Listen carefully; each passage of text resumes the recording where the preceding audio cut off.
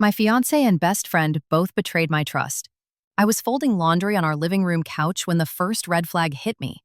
Jake's hoodie, the gray one he'd worn to the gym that morning, smelled like her perfume. Sweet vanilla and jasmine. Emma's scent. My stomach turned, but I told myself I was being paranoid. Emma was my college roommate, my maid of honor, the one who'd helped me pick out my wedding dress. Jake had proposed to me under the Brooklyn Bridge 6 months ago, tears in his eyes as he swore I was his always. They'd never even seemed to like each other, always bickering over trivial things like pizza toppings or which route to take on road trips. But the doubts kept creeping in. Jake had been distant for weeks.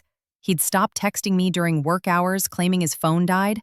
When I'd suggest a date night, he'd groan about being too tired before rolling over to watch TikTok. Meanwhile, Emma started canceling our weekly coffee hangs. "Work's crazy," she'd say. But her Instagram stories showed her at bars I'd never heard of, drinks in hand, her laugh a little too forced. The final straw came last Tuesday.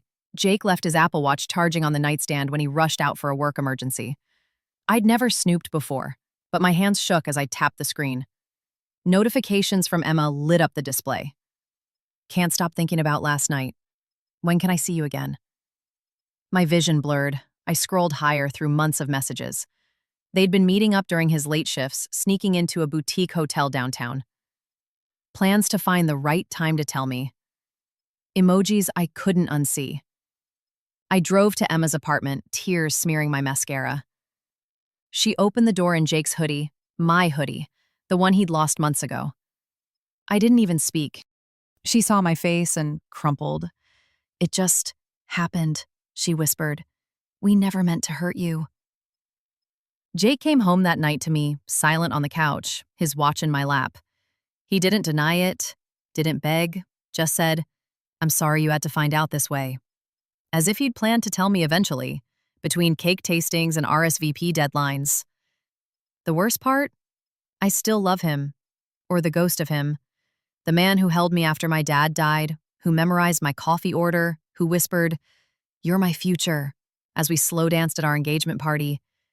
Now he's a stranger, his touch repulsive. Emma's texts blow up my phone. "Please let me explain. We were both so confused." I want to scream. "Were you confused when you helped me address our wedding invites? When you joked about being Team Jake forever?" I've spent 3 days in bed, listening to the playlist Jake made me last year. The same songs now feel like knives. My mom keeps telling me to move on and be the bigger person, but all I feel is rage. Rage at them, rage at myself for not seeing it sooner. The wedding's in 4 weeks.